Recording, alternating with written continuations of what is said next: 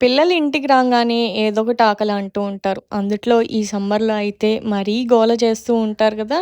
దానికోసమే సింపుల్‌గా ఒక మిక్సీ జార్‌లోకి ఒక 2 బనానాలు వేసుకోండి. ఆ 2 బనానాలకి 2 కప్పులతో రాగి పిండి, అలాగే 2 కప్పులు బెల్లం తురుము, అలాగే ఒక కప్పు వరకు వాటర్ వేసుకొని మెత్తగా గ్రైండ్ చేసుకోండి. చూపిస్తున్న కన్సిస్టెన్సీ అయితే బ్యాటర్ ఈ విధంగా అయితే రావాలనమాట.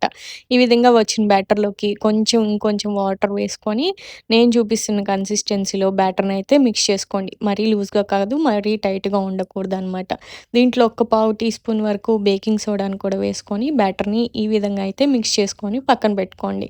ఇప్పుడు స్టవ్ వెలిగించుకొని దోస తవ్వ పెట్టుకోండి. అది నాన్ స్టిక్ అయితే ఇంకా చాలా బావుంటుందనమాట.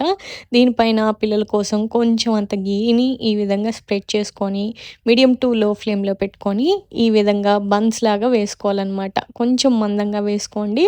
టేస్ట్ అయితే సూపర్‌గా వస్తాయి. బేకింగ్ సోడా వేయటం వల్ల ఈ విధంగా ఫ్లఫీగా వస్తాయన్నమాట. స్టవ్‌ని మీడియం టు లో ఫ్లేమ్‌లో పెట్టుకుంటూ 2 సైడ్స్ కూడా గోల్డెన్ కలర్‌లోకి వచ్చేంత వరకు కూడా ఇలా ఫ్లిప్ చేసుకుంటూ కాల్చుకోండి. చాలా బావుంటాయన్నమాట. ఈ బనానా రాగి ప్యాన్ కేక్స్ అన్నమాట. అదే విధంగా అన్నీ కూడా వేసుకొని పిల్లలకి వేడి వేడిగా సర్వ్ చేసి ఇవ్వండి. హెల్త్‌కి హెల్త్, వాళ్ళ ఆకలికి ఆకలి తీరుతుందన్నమాట. చూసారు కదా! ఇలాంటి మరిన్ని రెసిపీస్ మీకు కూడా కావాలనుకుంటే మీకు తెలుసు కదా! మన ఛానెల్ అయితే సబ్స్క్రైబ్ చేసుకోండి. అలానే ఈ రెసిపీ గనుక మీకు నచ్చినట్టయితే తప్పకుండా ఒక లైక్ చేసి మీ ఫ్రెండ్స్ అండ్ ఫ్యామిలీ మెంబర్స్‌కి కూడా షేర్ చేయండి.